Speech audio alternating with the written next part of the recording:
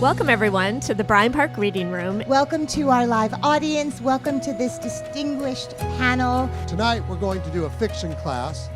We are pleased you're here to help us celebrate these most extraordinary authors.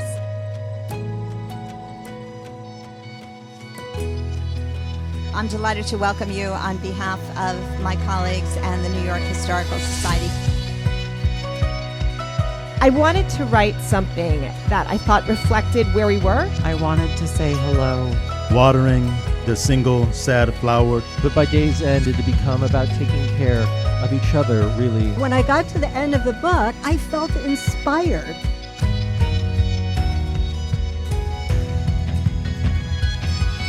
Bryant Park has become a bit of a cultural mecca for all of us, and I'm so grateful to this park for hosting these events.